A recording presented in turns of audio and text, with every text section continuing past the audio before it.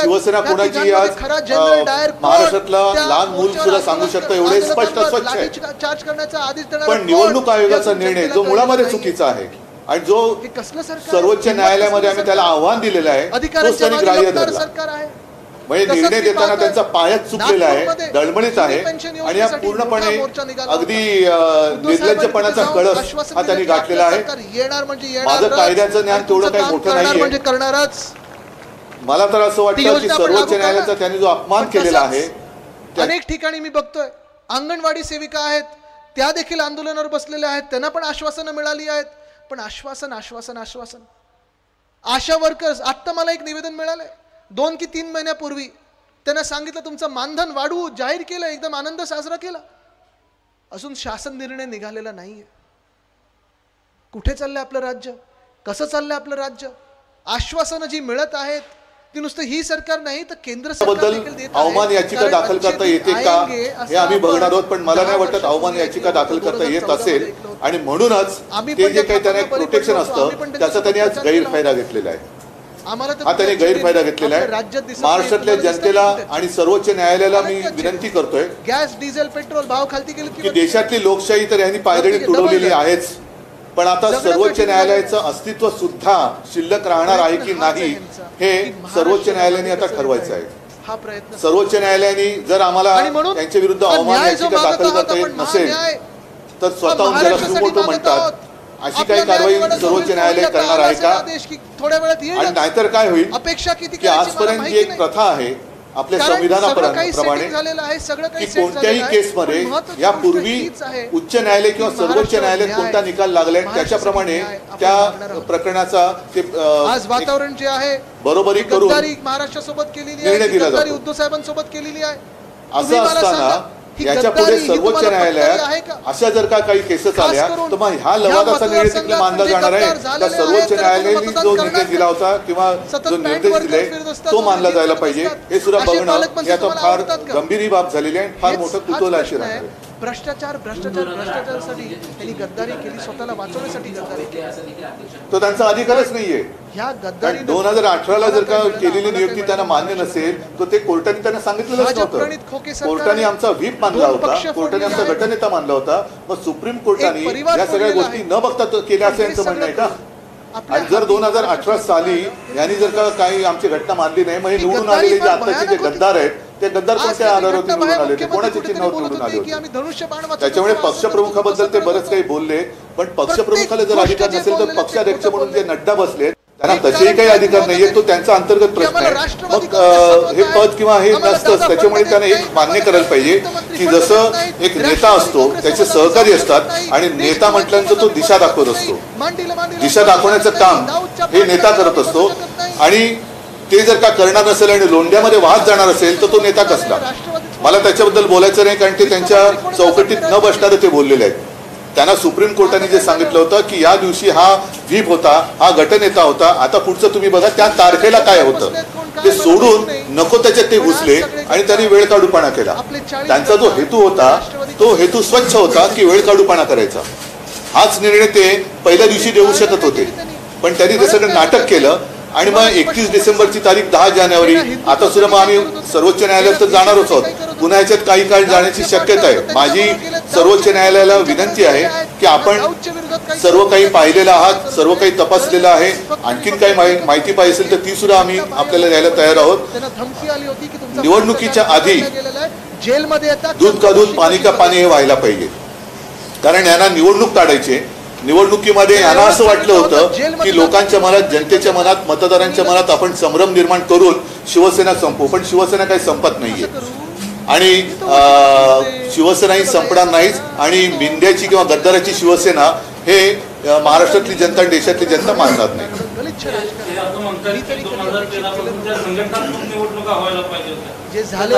त्यावेळी ते तेव्हा आमच्या पक्षात नव्हतेच आणि आम्ही ते सगळं वेळोवेळी निवडणूक आयोगाला सादर केलेलं आहे. त्या जर झाल्या नसतील तर मग हे मिंदे आणि त्यांच्या बरोबरचे गेले ते कोणत्या पक्षाचे म्हणून त्यांनी त्या अध्यक्षाने ॲफिडेव्हिट दिलं होतं 2019ला आणि 2014, 2019 असेल काही असेल आणि आत्ता सुद्धा काय असेल ते. मला आठवतं की शिंदेची शिवसेना हीच खरी शिवसेना असा निर्णय शिंदेची शिवसेना ही शिवसेना होऊच शकत नाही, कारण शिंदे आणि शिवसेना हे नातं तुटलेलं आहे. संजय पवार जी होते त्यांना आपण उमेदवारी त्याच्यामुळे भले त्याला मी काल म्हटलं ना की त्यांची मिली बघत होती. ज्याप्रमाणे त्यांनी जाऊन एका न्यायमूर्तीने आरोपीची भेट घेतली 2दा, त्याच वेळेला हे सगळं ठरलेलं होतं. पंतप्रधान जर महाराष्ट्रामध्ये अनिश्चिततेचं वातावरण होतं, निकाल काय लागणार अपेक्षित होता, माहिती होता का? पण तरी देखील पंतप्रधान दौऱ्यावरती येत आहेत. तरी देखील हे डावसला जाणाऱ्यांचा दौरा आधीच जाहीर झालेला आहे, आज पेपरमध्ये आलेला आहे. पण हे कसं काय तुम्हाला आधी कळलं? म्हणजे तुमचं हे सगळं सेटिंग होतं, फिक्सिंग होतं, मॅच फिक्सिंग होती. आणि आम्ही सर्वोच्च न्यायालयात गेलेलोच आहोत. सर्वोच्च न्यायालयाने एक यांचा आदर करण्यासाठी म्हणून त्यांच्याकडे प्रकरण दिलं होतं. पण सर्वोच्च न्यायालयाने जी चौकट आखून दिली होती त्या चौकटीच्या बाहेर जाऊन कायद्याप्रमाणे निकाल न देता एक काहीतरी प्रोसिजर त्यांनी केली आणि कायद्याचा अन्वयार्थ किंवा अनर्थ लावून तो निकाल दिलेला आहे. हा निकाल काही सर्वोच्च नाही, हा निकाल सर्वोच्च न्यायालयात टिकणार नाही आणि जनतेच्या मनात तर हा अजिबात टिकणार नाही. जनता तो स्वीकारणार नाही. उभाटा कशाला? माझं उद्धव बाळासाहेब ठाकरे असं स्वच्छ आणि स्पष्ट आहे. उभाटा काय? उभाटा काय? मग बाकीच्यांची आई वडिलांची नावं पण तुम्ही तशीच लावणार. आणि उभाटा असेल तर उभा ठाकलेला आहे मी. या अन्यायाविरुद्ध उभा ठाकलेला आहे. कारण तुम्ही काल पण म्हणाला होता की असाच निर्णय काहीतरी बघत आहे. आरोप नव्हते केले मी सत्य सांगितलं होतं. ते जाऊन भेटले हा माझा आरोप नव्हता, हे सत्य आहे. पक्ष सोडायचा होता. हे 2 वेळा आरोपीला जाऊन भेटले हा माझा आरोप नव्हता, हे सत्य आहे. कोणतरी इमान राखायला पाहिजे. स्वतः माणूस की म्हणजे काय असतं हे ओळखून हिंमत दाखवून आमदारकीचा राजीनामा द्यायला पाहिजे. तर निवडणुकीला सामोरे जायला पाहिजे. पाडा सरकार तसं म्हणजेच काय की त्यांनी सर्वोच्च न्यायालयाचा अपमान केलेला आहे. सर्वोच्च न्यायालयाने स्पष्ट शब्दात सुनील प्रभू आणि अजय चौधरी यांची नेमणूक राजे धरलेली आहे. सर्वोच्च न्यायालय काही कळत नाही असं म्हणणं आहे का? त्याच्यामुळे काय झालेलं आहे की यांनी नसतीबाला स्वतःच्या अंगावरती ओढून घेतलेली आहे. आमचं काही बिघडलेलं नाहीये, जनताच पेटून उठलेली आहे आणि जनता हा अन्याय मान्य करणारच नाही. आम्हाला हा निकाल अमान्य आहे. आम्ही सर्वोच्च न्यायालयात जाणार आहोत.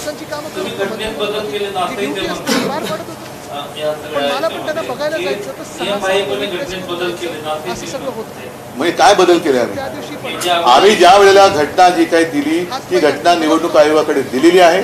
आणि जसं आमच्यामध्ये पक्षाध्यक्ष हा आहे प्रमुख, पूर्वी शिवसेना प्रमुख होतं, मी शिवसेना पक्षप्रमुख केलं कारण शिवसेना प्रमुख एकमेव, त्या पद्धतीकडे शिवसेना प्रमुख नाही कोण होऊ शकत. आणि ही आमच्या पक्षाची मांडणी आहे. आम्ही जर का ती घटना मान्य हे कोण ठरवणार आहे? कारण निवडणूक आयोगाने त्या काळातली आत्ताच्या नाहीये आम्हाला मान्यता दिलेली आहे. 2013 साली जेव्हा मी पहिल्यांदा शिवसेना प्रमुखांच्या नंतर पक्षप्रमुख झालो ती घटना आम्ही दिलेली आहे. 2018ला दिलेली आहे. तर हे कोण टिकोजीराव मध्ये बोलणार आहे?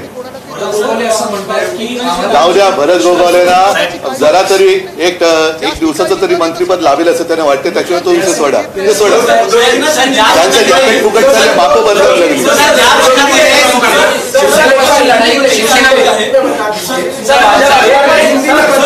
एक थांब ना आता हिंदीमध्ये. हा बोली.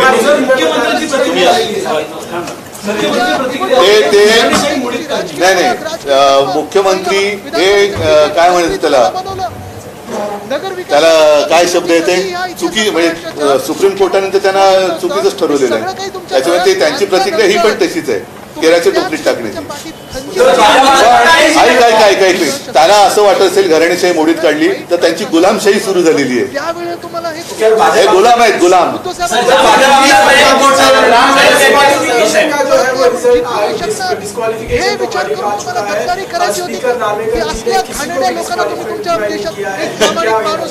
मतलब उनको मुझे ऐसे लगता है कि जो जिम्मेदारी दी गई थी वो उनके समझ में नहीं आई.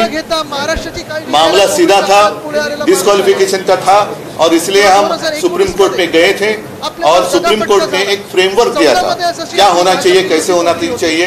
और सुप्रीम कोर्ट ने हमारा व्हिप सुनील प्रभु और गुट का नेता अजय चौधरी उसको की जो हमने नियुक्ति की थी वो मान्य की थी. तो सुप्रीम कोर्ट ने कहा था कि इस फ्रेमवर्क में आप देखो कि उस दिन क्या था. तो उन्होंने वो छोड़कर नई अदालत उन्होंने की और सुप्रीम कोर्ट से भी कुछ अलग, या ऐसे उनको लगता है कि इतनी महाशक्ति उनके पीछे है कि सुप्रीम कोर्ट भी हमारा उनका कुछ बिगाड़ नहीं सकती। और ये तो अन्याय नहीं, उनकी समझ के बाहर का ये शायद डिसीजन था, या ऊपर से जो आया वो उन्होंने किया है। और इसलिए मैंने कल प्रेस में कहा था कि ये इनकी मिलीभगत है। अब देखना ये होगा कि प्रजातंत्र की हत्या तो इन्होंने फिलहाल तो की है, सुप्रीम कोर्ट में ये टिकेगा नहीं, लेकिन क्या ट्राइब्यूनल सुप्रीम कोर्ट से भी ऊपर है या नहीं है, या सुप्रीम कोर्ट ही सुप्रीम है, वो अभी देखना होगा। देश में प्रजातंत्र रहेगा कि नहीं रहेगा। मैंने कई बार कहा है, जब हमारी दसरा रैली थी उस वक्त भी मैंने कहा था, हमारे बारे में चलो 20 साल के बाद दे दो फैसला, हमें मंजूर है, लेकिन इस देश में डेमोक्रेसी रहेगी कि नहीं रहेगी। तो इन्होंने, इनका मानना ऐसे कि नहीं रहनी चाहिए, लेकिन अब दूसरा सवाल आया है कि सुप्रीम कोर्ट भी रहेगा कि नहीं रहेगा, या ऐसे ट्राइब्यूनल उसके ऊपर रहेंगे। तो अभी सुप्रीम कोर्ट के ऊपर सारी आशा है और जनता को तो ये फैसला मंजूर नहीं है। महाराष्ट्राला ज्या वेगाने पुढे नेत होतो, सगळं जग आपलं कौतुक करत होतं की आपल्या देशामध्ये एक राष्ट्र एक देश असा आहे, देशामध्ये एक राज्य असं ठीक है, लेकिन पहले जो गद्दार है वो राष्ट्रीय कार्यकारिणी हो ही नहीं सकती, और इसलिए तो हम सुप्रीम कोर्ट में गए। जातींमध्ये, धर्मांमध्ये, मतलब जिसने डाका डाला वही कह रहा कि ये मेरा घर है। उद्योग जर करायचा असेल, रोजगार निर्माण करायचा असेल, तर महाराष्ट्र परिस्थिती चांगलं राज्य आहे। नहीं, देखो इनका जो प्रयास है वो सिर्फ समय निकालना है, अनेक जगातले समय निकालना है। और मैंने जैसे पहले कहा कि एक तो जून 2020 पक्षांतर, जो पक्षांतर होता है, पक्ष बदली करने का कानून है, उसको अधिक मजबूत करना चाहिए था। इन्होंने तो खुलेआम राजमार्ग बना दिया, क्योंकि उनको अनुभव है और शायद उनका आगे का रास्ता साफ कर रहे हैं। आगे भी कुछ और पक्ष में जाना चाहते होंगे शायद। साहेबांनी मी दोघेही सांगतो, आमचा जिल्हा संपूर्ण महाराष्ट्र, आमचा मतदारसंघ म्हणजे संपूर्ण महाराष्ट्र आहे। वर्षभर काढलं आणि ते सुद्धा सुप्रीम कोर्टने जर का त्यांना जर मुदत दिली नसती तर त्यांनी आणखीन त्यांच्या खात्याची कामं नुसतं जोपर्यंत मला एवढंच आहे, म्हणून मी सुप्रीम कोर्टला विनंती करतोय की आपल्यासमोर या सगळ्या गोष्टी झालेल्या आहेत, आपण सगळ्या गोष्टी ऐकून यांना स्पष्ट शब्दात आदेश दिले होते की या तारखेला सुनील प्रभू आणि हे होते, त्या दिवशी काय परिस्थिती दिसते बघा आणि तसा तुम्ही निर्णय घ्या। तो न घेता त्यांनी त्याच्या बाहेर जाऊन प्रोसिजर बघितली, घटना हे ते त्या दिवशी व्हीप कोणाचा होता, कारण जर तुम्ही मग काय चोरलं, मग चोरलत काय तुम्ही। आणि आजही माझं असं म्हणणं आहे की या लोकांमध्ये हिंमत नाहीये, स्वतःच्या ताकदीवरती, स्वतःच्या वडिलांच्या नावावरती हे मत मागू शकत नाहीत, म्हणून त्यांना माझा पक्ष आणि माझ्या वडिलांचा चेहरा लागतो। ह्यांना हे काय मर्द नाहीयेत, हे गद्दार आहेत।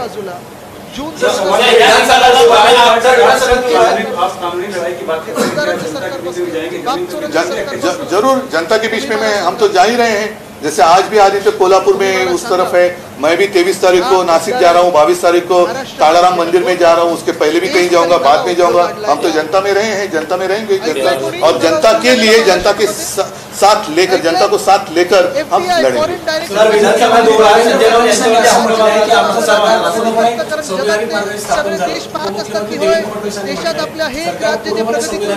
नाही, सुप्रीम कोर्टाचे नाही, त्यांचं म्हणजेच ते देवेंद्र फडणवीस सुद्धा सुप्रीम कोर्टाचा अपमान करतायत, कारण सुप्रीम कोर्टाने त्यावेळेला जे सगळं म्हटलं होतं की राज्यपालांनी केलेल्या कारवाया सगळ्या चुकीच्या होत्या, सगळं काही चूक होतं आणि केवळ एक नाईलाज म्हणून त्यांनी यांना मान्यता दिली होती। म्हणजे हे सगळं बाद झालेलं सरकार आहे। ठीक आहे, मला असं वाटतं की एवढं पुरे आहे। पुढची लढाई लढणार आणि आम्हाला खात्री आहे की अजूनही सर्वोच्च न्यायालय हे निपक्षपातीपणाने जनतेला, लोकशाहीला न्याय दिल्याशिवाय राहणार नाही। धन्यवाद, जय हिंद, जय महाराष्ट्र।